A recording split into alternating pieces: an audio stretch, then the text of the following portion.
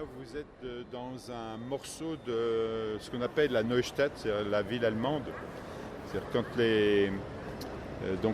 Strasbourg, l'Alsace-Moselle rentrent dans l'Empire germanique là, en 70. L'Empire allemand a beaucoup matraqué Strasbourg, et donc ils ont beaucoup culpabilisé quand même. Ils avaient parfaitement raison parce qu'il y avait de quoi. Donc ils ont voulu faire de Strasbourg une capitale régionale, et on a droit à une extension très très importante de toute la surface de Strasbourg entre 70 et 1918, qui est d'une très très grande qualité. Ça a été fait de façon très intelligente. Et bon, alors c'est vrai que la plupart des villes en Europe se développent à cette période-là. Mais ce qu'il faut reconnaître, et ça peut-être qu'on en reparlera demain ou cet après-midi, la façon d'assurer l'extension s'est faite en préservant la partie, à la fois le noyau médiéval et puis ses extensions ultérieures, sachant qu'ils avaient beaucoup massacré cette partie ancienne, surtout la destruction de la grande bibliothèque des Dominicains, qui était d'une richesse absolument incroyable. Voilà, donc ici, pour revenir à la gare, on reparlera de tout ça après, mais pour revenir à la gare, vous avez un bâtiment néo-Renaissance. C'est-à-dire que les Allemands, en reconstruisant Strasbourg, vont faire l'inventaire de l'histoire d'architecture, et donc on a de tout. On a du néo-roman, du néo-gothique, du néo-renaissance, du néo-baroque dans cette nouvelle ville construite donc autour de 1900. Alors, on est sous une bulle. Alors, il y en a qui parlent de baleine, etc., qui a été beaucoup critiquée, mais que moi je défends, puisque ce grand hall vitré vient à la fois abriter le parvis, mais ce qu'il faut comprendre, c'est qu'avant la construction, la mise en place de cette verrière, quand on sortait du tram, on sortait à l'extérieur pour rentrer à l'intérieur de la gare. Il n'y avait pas de continuité, on va dire, abritée. Et tout ça pour des problèmes de conflit de territoire entre le territoire de la SNCF et le territoire de la ville. Et donc ici, la proposition de Jean-Marie Dutilleul et de son équipe, entre parenthèses, Jean-Marie Dutilleul, je cherche le nom, mais c'est l'agence des gares. C'est une agence qui travaille pour les gares, mais qui a beaucoup contribué ou intervenu dans des espaces d'église. Et on lui doit la cathédrale d'Évry, à Jean-Marie Dutilleul. Et il est ici, il a fait un réaménagement du cœur de la cathédrale à Strasbourg, et il a fait une intervention très importante au Mont-Saint-Odile. Alors Jean-Marie Dutilleul, qui a intervenu notamment sur la gare du Nord à Paris, a intervenu ici avec ce hall qui règle le conflit entre le territoire de la ville et le territoire de la SNCF, en abritant la sortie du tram. Voilà. Et l'autre intelligence, c'est d'intervenir, alors peut-être de manière assez forte, sur le bâtiment de la gare, mais sans y toucher. C'est-à-dire que si ça passe de mode ou le jour on modifie la place de la gare, il faut dire que c'est au moins la 3e place depuis que je suis à Strasbourg, eh bien, on peut enlever cette grande bulle et on retrouve le bâtiment de la gare dans son intégralité. Voilà. Alors moi je défends beaucoup ce projet parce que ça me convient bien. Le bâtiment est perçu dans son intégrité, et puis c'est un espace qui fonctionne bien, et il dédouble l'espace intérieur, l'espace de la bulle, en fait il est plus grand que la bulle puisqu'il associe les circulations intérieures. Donc on a beaucoup débouché, beaucoup travaillé l'intérieur, ce qui fait qu'on a un espace qui est tout à fait riche. Voilà. Bon, alors on va se déplacer maintenant.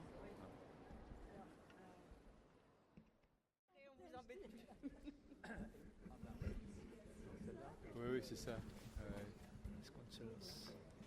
Ce qui m'énerve, c'est que tout est en anglais. Tu sais, j'ai un problème avec ça. Oui, moi aussi. parce que quand je suis arrivé en Alsace, ils râlaient tous parce que les Français avaient combattu l'Alsacien. Maintenant, il y a de l'anglais partout. Alors ce bâtiment, il a une vingtaine d'années, hein, le musée d'art moderne. Autrefois, la collection d'art moderne était au musée au Palais des Rohan, près de la cathédrale. Donc il y a eu ce projet de bâtiment. Bon, le bâtiment est peut-être plus important que la quantité de collection à conserver, mais enfin, il est là. Et le principe, vous voyez, c'est la grande rue et qui distribue à droite et à gauche. Et donc à gauche, au niveau bas, donc rez-de-chaussée, on a toute la peinture, on va dire, pour faire simple, ça part des impressionnistes jusqu'à, on va dire, avant la Deuxième Guerre, jusqu'à la Deuxième Guerre mondiale. Et puis dans la partie droite, en haut, à l'étage, on a l'art contemporain ou l'art actuel, c'est-à-dire les choses qui sont en train de se faire. Et dans la partie, le rez-de-chaussée à droite est réservé à des expositions temporaires. Et au fond, on a un cabinet des estampes, conservation de tout ce qui est gravure. Alors, et pour revenir à la partie gauche, au-dessus, on a un restaurant avec une immense terrasse qui domine toute la petite France et la ville. Voilà. Alors, donc ça, c'est une architecture de Fein-Zilber. Je suis en train de chercher ce qu'il a construit par ailleurs. Tout ça, un grand architecte. Hein. Alors, avec cette rue centrale qui prend la lumière très largement et qui est un lieu d'événement sur les vernissages, tout ça, ça se passe. Donc c'est un espace, on va dire, presque l'espace public d'un intérieur. Donc il y a des lieux d'exposition à droite et à gauche, et puis ça, c'est le grand hall de circulation. Ce qui est important aussi ici, on a une bibliothèque d'art. Donc là, pour les étudiants, c'est un lieu très calme et très, très intéressant pour travailler. J'étais hier, là, il n'y avait pas grand monde. Les bibliothèques ne sont pas trop occupées. C'est un peu dommage parce que c'est un lieu qui est tout à fait tranquille, et puis il y a un fond qui est important. Alors ce bâtiment, en fait, on a vu le marché, on voit il y a l'école l'ENA, l'école nationale d'administration, qui s'est installée dans le bâtiment de ce qui était la prison des femmes, et puis avant un couvent Saint, comment c'est, j'ai oublié. Voilà, mais donc, en fait, tout ce quartier-là, il faut penser qu'on est par rapport à la ville, on est dans les marges, hein, puisque le barrage Vauban qu'on vient de découvrir, on est dans les fortifications médiévales, mais on est dans une limite de la ville.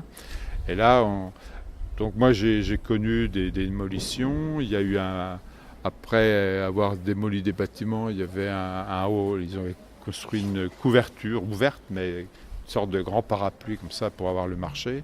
Ensuite, ça a été détruit pour mettre en place le musée et puis les extensions de l'ENA. Voilà, donc c'est un quartier là, c'est en train de se stabiliser, quoi. Donc on a des gros équipements. Un peu, on fonctionne pas tellement trop ensemble. Vous verrez le regret qu'on a par rapport au musée, ce qui était dans le projet de départ, mais qui s'est beaucoup réduit pour des questions financières. C'est un rapport à l'eau. Le rapport à l'eau est brutal, et c'est dommage parce que l'eau, c'est important, et là, c'est un peu dur. Et puis, vous allez découvrir de l'autre côté un bâtiment noir, là, impressionnant, là, carrossé comme une bagnole. Là, c'est de l'architecte Vasconi, qui est l'hôtel du département. Voilà. Alors on va se déplacer, on va traverser le barrage Vauban, qui est un élément de fortification pour l'entrée de la ville, et puis on montera sur la terrasse. Ça ira pour montrer les escaliers, la terrasse nous fera... Ah d'accord. Donc de la terrasse, cette voiture d'ailleurs, il a eu l'idée de la couleur en regardant, je ne sais plus si c'était une BMW ou je ne sais pas quoi, il a eu envie de cette couleur-là, le gris anthracite. Donc ça, c'est des constructions béton. Et depuis qu'il y a cette exigence de compétences thermiques, on voit que les bâtiments se retrouvent complètement impactés. Donc ça fait depuis 20-30 ans qu'on est dans une architecture comme on pourrait dire, d'empaquetage, de carrosserie, quoi, de carter, pour dire. Hein. Et ça, c'est une tendance ça donne le ton à l'architecture aujourd'hui. On n'a plus les matériaux de structure ne sont plus visibles, ils sont cachés. Parce que là, évidemment, l'efficacité, elle vient du fait qu'on habille par l'extérieur. Nous, on isole de l'intérieur quand on a nos maisons parce qu'on ne veut pas mettre des galandures à l'extérieur, mais quand on conçoit les bâtiments, on met l'isolation en extérieur. Donc ça a des influences, ça donne tout à fait une autre image de l'architecture. Alors là, rapidement, c'est là que je vous disais que dans le début du projet, on avait tout un dégradé. Alors quand je dis dégradé, c'est dans le sens positif, c'est un gradinage. Donc là, il y avait une succession de paliers comme ça qui descendaient vers l'eau. Et puis voilà, c'est devenu très sec. Donc c'est un bâtiment qui est relativement dur, moi je trouve. Mais il aurait beaucoup gagné avec un autre rapport à l'eau, beaucoup plus accueillant. Mais bon, il y avait nécessité de garder une rue, tout ça. Voilà, ça, c'est un petit peu dommage. Alors, vous voyez comment ces deux bâtiments qui se regardent et qui se referment participent d'une sorte de porte d'entrée, mais par l'eau. Et là, on a ce qu'on appelle les ponts couverts, et qui ne sont pas couverts du tout, mais ils ont été couverts, c'est-à-dire que ces ponts en pierre n'existaient pas. On avait des structures bois, donc des passerelles, des ponts en bois, comme on le trouve en Suisse, à Lucerne par exemple, oui. et qui étaient couverts. Donc c'était des passages qui qui reliaient les tours entre elles.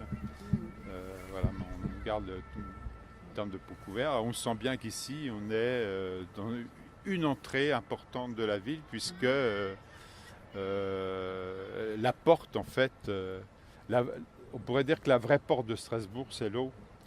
La ville étant construite sur l'eau. D'ailleurs, au passage, on peut même dire que c'est vraiment ce site de Strasbourg, c'est exactement l'endroit où il est absolument impossible de construire une ville. Enfin, voilà. Mais bon, c'est un peu comme Venise, c'est précisément là où on ne doit pas construire qu'on trouve le génie de construire, parce que ça apporte autre chose.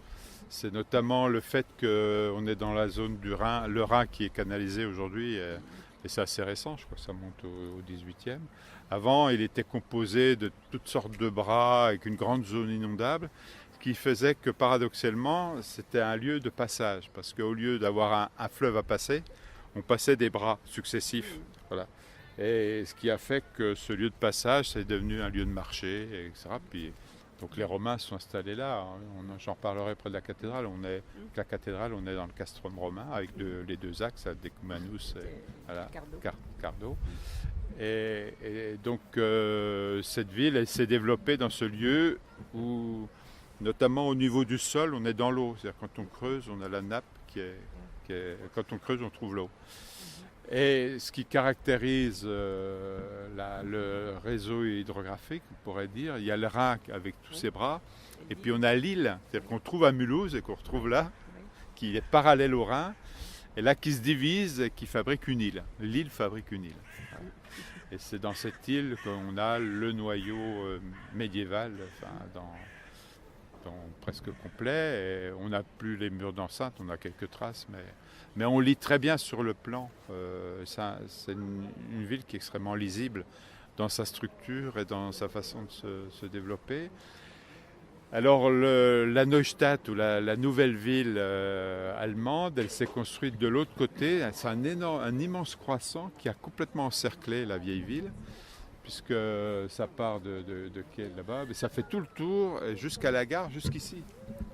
Donc c'est vraiment, la ville s'est développée tout autour de l'ancienne, pas ici, mais du côté est, en remblayant beaucoup, parce que les terrains étaient inondables et bas et marécageux.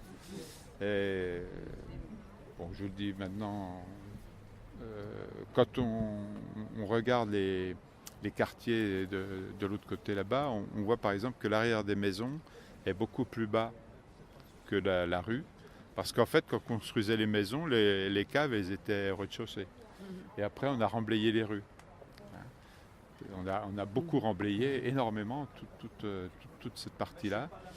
Et là, on le voit parce que quand on est dans la rue, qu'on regarde entre deux maisons, le jardin qu'il y a derrière, il est au niveau de la cave. La cave est au rez-de-chaussée sur les jardins.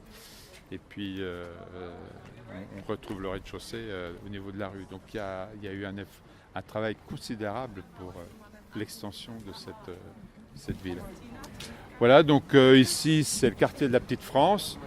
L'eau, ça a été à la fois une source d'énergie. Alors, on utilisait la force de l'eau là, pour toutes sortes de moulins à l'entrée, qui étaient assez lisibles. Maintenant, c'est un peu plus difficile à voir, mais les premiers bâtiments qui se trouvent là le long des quais. Et puis, c'était surtout un égout pour éliminer les déchets. Et on avait des tanneries, beaucoup de tanneries le long de l'eau. Ce qu'il faut savoir, c'est que c'était quelque chose d'extrêmement pénible parce que d'une puanteur terrible. Mais vous verrez que les toitures sont beaucoup ouvertes. Non, ça se referme, mais on a plein de lucarnes. Parce que des parties ouvertes sous les toitures pour les séchages des pots. Voilà. Donc là, on est vraiment à l'entrée de Strasbourg. C'est une sorte de port. Et de ports de pêche aussi, mais les entrées de pêcheurs étaient plutôt de l'autre côté, puisqu'on a le quai des pêcheurs, parce que c'était relié directement au Rhin. Voilà, il y avait les pêcheurs depuis Strasbourg rejoignaient le Rhin, et le quartier qu'on appelle le quartier de la Cruteno était un quartier de pêcheurs. Alors tous ces canaux comme Venise ont été beaucoup rebouchés. Donc on le lit moins bien, mais ça reste quand même compréhensible. Alors ce que nous allons faire, donc nous allons redescendre, on va repasser sur le pont couvert, et puis on va rejoindre le petit square là-bas, et on va aller en direction de Saint-Thomas. Et en fonction de si vous avez faim, si vous avez ça, on fait le repas. Il est 13h, on va peut-être faire le repas. C'est vrai que quand j'étais étudiant, c'était intéressant parce qu'on voyait le gars qui sautait du bateau, puis avec sa manivelle là, qui tournait le pont.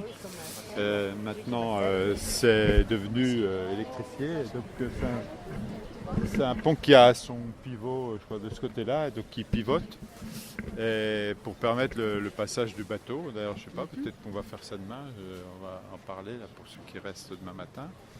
Et donc là, on voit bien qu'on est à l'entrée comme ça de tout un quartier qui va vivre dans tous les sens du terme sur l'eau. Hein. Alors j'évoquais tout à l'heure les ouvertures.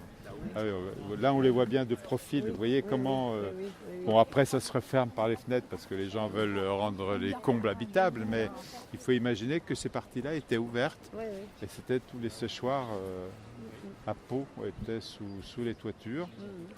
Alors là, ce qui doit vous frapper aussi, là on les voit bien là, oui. Et ce qui vous frappe aussi, c'est évidemment le côté pittoresque du colombage, c'est-à-dire le fait que les maisons sont des structures bois. Hein, alors vous voyez qu'on a une partie pierre dans les villes, même dans le vignoble, on a accès quand même un peu à la pierre. Alors le rapport à l'eau se fait évidemment par un socle de maçonnerie, une construction pierre. Et puis ensuite, on a la structure bois qui vient se poser sur cette structure avec donc des éléments verticaux, des éléments horizontaux. Donc tout ce qui est vertical, c'est des poteaux. Tout ce qui est horizontal, c'est des poutres.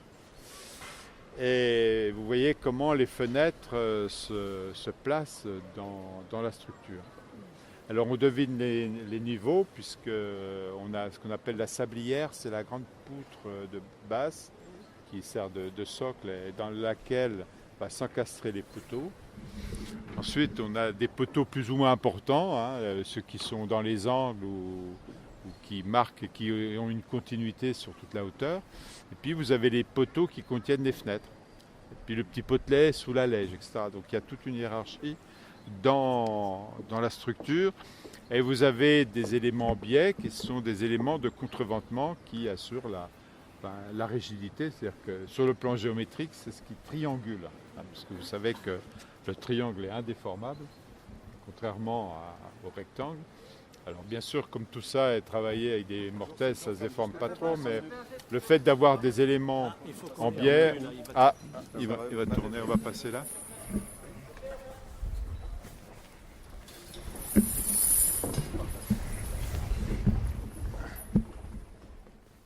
Le maçon, en fait, ici, c'est un charpentier.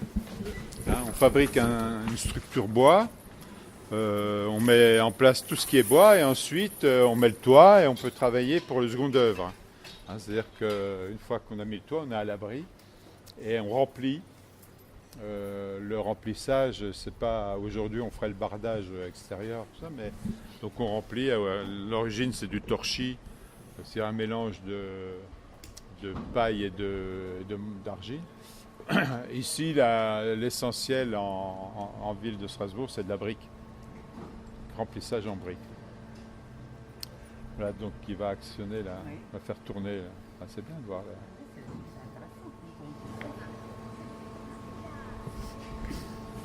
Le mécanisme qui tient la route. Hein.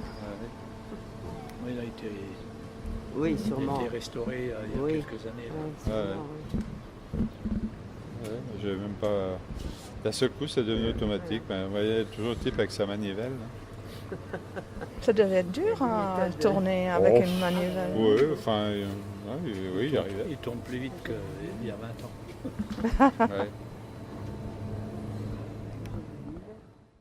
Les constructions sont plus ou moins soignées. Hein. Ce que je viens de vous montrer là, c'est une construction basique. Alors là, on voit que on a des parties bois, des poteaux qui sont travaillés en relief, hein, en saillie par rapport au nu, ce qu'on appelle le nu du mur, hein, la surface du mur, hein, avec tout ce travail de sculpture sur les encadrements de fenêtres. On voit la mouluration de la sablière. Et puis dans ce qu'on appelle le contre-cœur, on a le motif ici, on appelle le motif de la chaise curule, qui rappelle les chaises romaines, là, qui fait le remplissage. Alors on voit qu'on a une date, la rénovation en 1966. Là, je pense que beaucoup de parties ont été refaites. Alors je ne suis pas sûr que c'est toujours la Fondation Goethe, là, mais enfin, moi j'ai connu comme étant la Fondation Goethe. C'est une fondation qui transmet la culture allemande. Comme nous, on a l'Alliance française pour assurer des cours de français à l'étranger. Le Goethe Institut. Oui, c'est ça. La Stiftung, là, la fondation. Je ne suis pas sûr qu'elles soient encore là, mais la pierre est restée au moins. Alors, ce qui est caractéristique aussi de ces maisons à colombage, c'est le porte-à-faux, c'est-à-dire que le débord des façades pour gagner un peu d'espace à l'intérieur. Puis on a les jambes de force là, qui soutiennent ce qu'on appelle les corbeaux en fait. Alors ces poutres qu'on voit là, dans la réalité, elles traversent la maison, elles servent de solive pour le plancher. Oui, là, on commence de ce côté-là parce que la vue extérieure sur l'angle nous permet de voir les deux parties distinctes, ce qu'on appelle le massif occidental, c'est-à-dire la façade côté côté occident, pardon, la façade ouest, donc qui est d'un bloc et qui est relativement homogène, bon, même si on voit apparaître des ouvertures en arc brisé en haut, bon, on est devant une partie romane. Et on verra à l'intérieur, on a le début du gothique, ce qu'on appelle le gothique primitif, c'est par exemple le gothique de Notre-Dame de Paris. On a quelques piliers avec des chapiteaux là, qui nous montrent qu'on est dans un moment un peu de transition.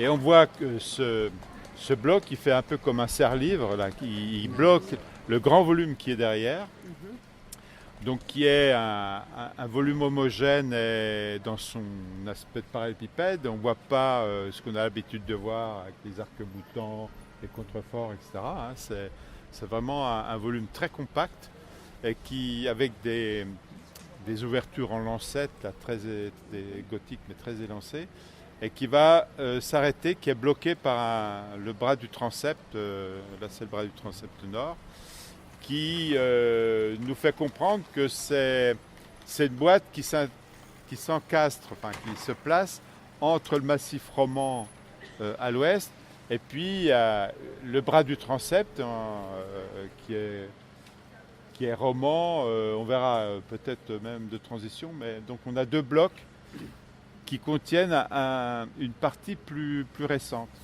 Je pense que là, on doit être au 14e, là, dans cette partie intermédiaire, et on verra qu'en fait, à l'intérieur, elle est très vaste, puisqu'on a affaire à ce qu'on appelle une église de halle, où toutes les nefs sont même hauteur. Donc ça, c'est caractéristique de ce qu'on appelle le gothique tardif, parce que quand on est vers les pays germaniques, on n'utilise pas le terme français de gothique flamboyant. Parce que le flamboyant, enfin en France, on a tout ce gothique qui est extrêmement développé, très riche, alors que ce gothique tardif, dans les pays germaniques, il est au contraire très sobre. Donc le terme ne convient pas, mais c'est une évolution du gothique qui va vers des espaces beaucoup plus amples. Et qu'on a perdu ce dispositif de la nef centrale avec les nefs latérales, où les nefs latérales viennent équilibrer avec les arcs-boutants. Alors l'autre aspect qui est intéressant, c'est que vous avez une façade à une tour. Parce que dans l'architecture romane, vous avez des façades occidentales à 2 tours. On a ça à Marmoutier ou à Guebwiller. Et on a des façades à une tour. La façade à une tour est plutôt de tradition germanique, alors que la façade à 2 tours est plutôt une tradition française. Alors bon, le mot français est un peu difficile à utiliser, parce qu'il y a l'Île-de-France et puis il y a le reste. Mais j'évoque ça parce qu'en fait, quand on regardera la façade de Strasbourg, la cathédrale, on a les premiers projets étaient partis pour avoir une façade à 2 tours à la française. Et puis après, on est plutôt parti dans l'esprit germanique de faire monter la façade jusqu'à la terrasse pour avoir une sorte de muraille. Et quand on arrivait à ce niveau-là, on était trop haut pour avoir 2 tours, ou plutôt 2 flèches. Parce qu'il ne faut pas confondre tour et flèche. La flèche, c'est ce qui est pointu, et puis la tour, c'est ce qui précède. Parce qu'à partir de la terrasse de la cathédrale, on a monté une tour qui est octogonale, on l'appelle l'octogone, et ensuite la flèche. Et ça, c'est pas pensable d'en avoir 2. La logique voudrait que cette tour de la cathédrale soit au centre. Sauf qu'au centre, on ne pouvait pas construire une tour, parce que le centre, qui est le beffroi des cloches, ça n'est qu'un remplissage. C'est ça que je vois. Vous voyez, c'est comme si on prenait Notre-Dame de Paris, et puis on remplit entre les 2 tours. C'est ça Strasbourg. Et donc après, on ne peut pas construire une tour là au milieu, parce que voilà. Donc il a fallu choisir une tour capable de porter. On a choisi la tour nord. Parce qu'il y a aussi le problème de la flotte, non? Il y a l'eau, oui, bien sûr, et puis donc il fallait renforcer les fondations.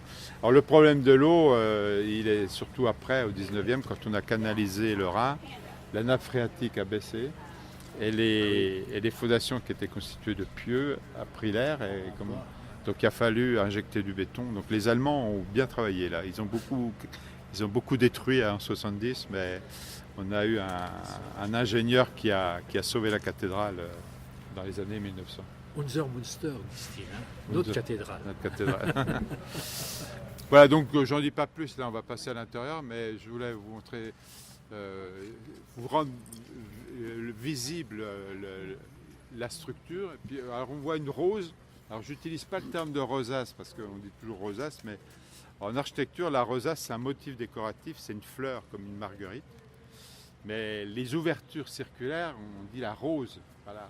Et cette rose qui est composée de cercles comme ça, on a l'équivalent dans le bras sud de la cathédrale de Strasbourg. On a 2 roses avec ces cercles concentriques. Donc on est dans les années 1200. Là. Voilà, on va rentrer. Et on est dans l'église de Saint-Thomas, on est dans un édifice à 5 nefs. Vous avez la nef centrale, et puis vous avez 2 nefs latérales. Alors, je vous parlais d'un gothique primitif. Ce qui est caractéristique du gothique primitif, c'est les chapiteaux à crochets qu'on a là. Ça, c'est ce que vous voyez à Notre-Dame de Paris. Voilà, donc on est dans les 1180-90, voilà, juste avant 1200.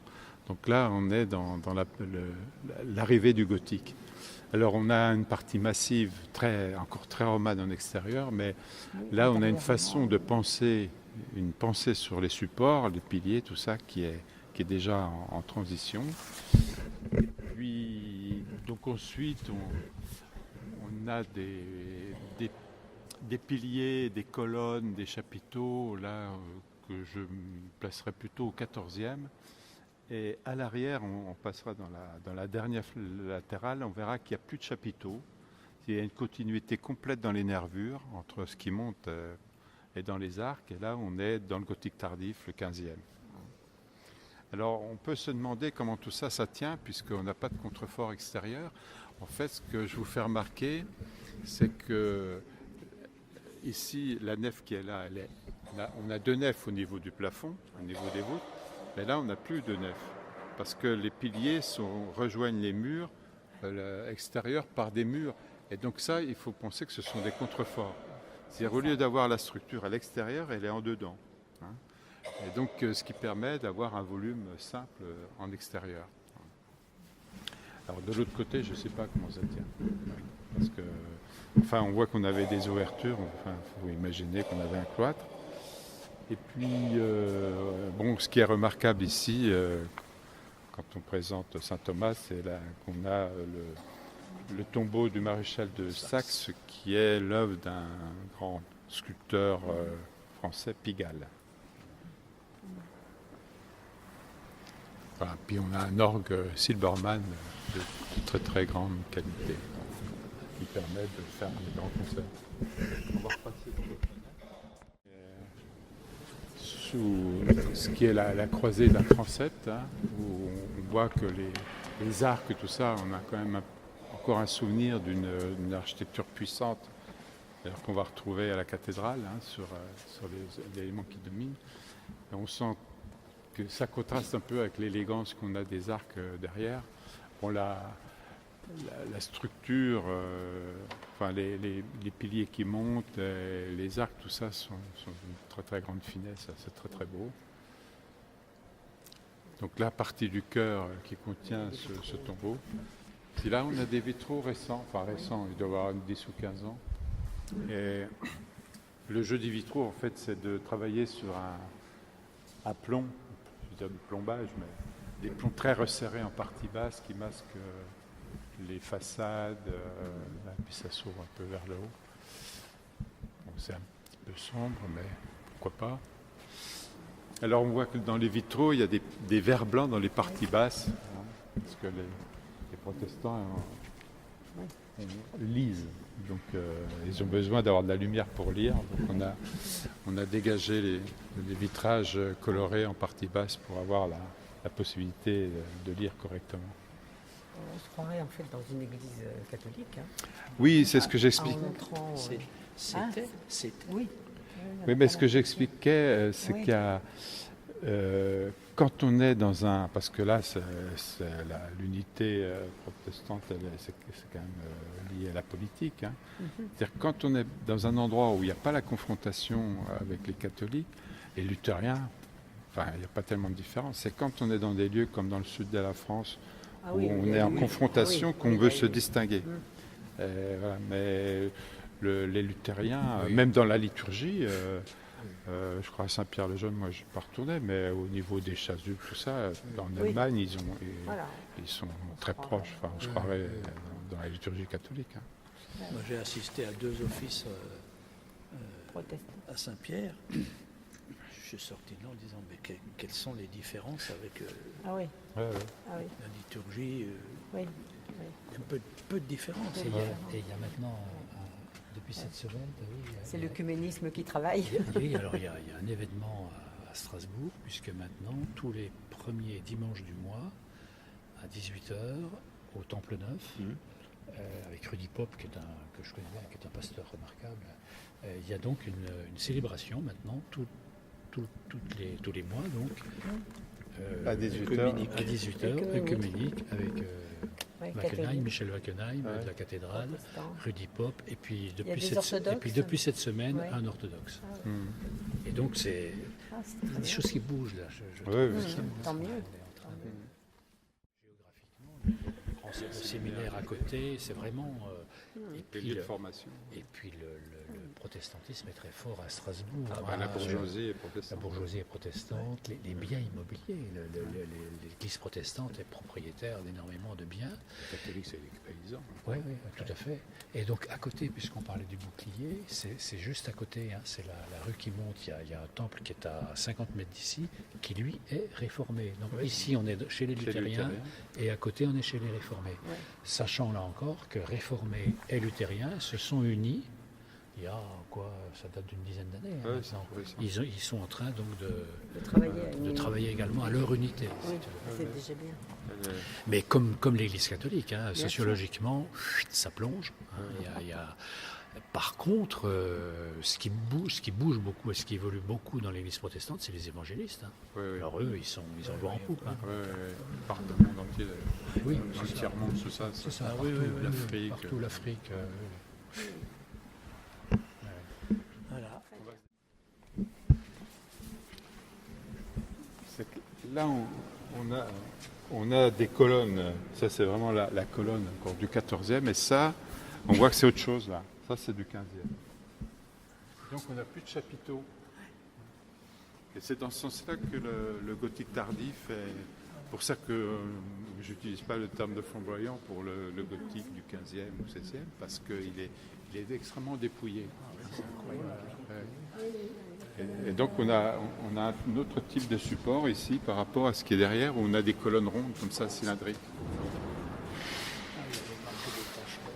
Ouais. Oui, on en voit les marques, on les voit bien, la signature. C'est quoi les... tâcherons, là. C'est quoi ça? C'est la signature. La signature de ceux qui ont taillé les pierres. Ah, du tailleur. Ouais. Ouais. Ils Parce signaient que quand il voulait se faire payer, payer. il dit j'ai fait celle-là, j'ai fait celle-là, j'ai fait celle-là. Après, c'est pas moi. Ça, c'est- Et ils le mettent à l'extérieur. Ah oui, surtout invisible. On voit aussi à Saint-Colomban, dans la charpente du grenier, il y a des marques tâcherons aussi d'ailleurs, cette fois de charpentier, de menuisier, je ne sais pas trop comment on peut rappeler ça. Oui. Autour de 1200, même un peu avant.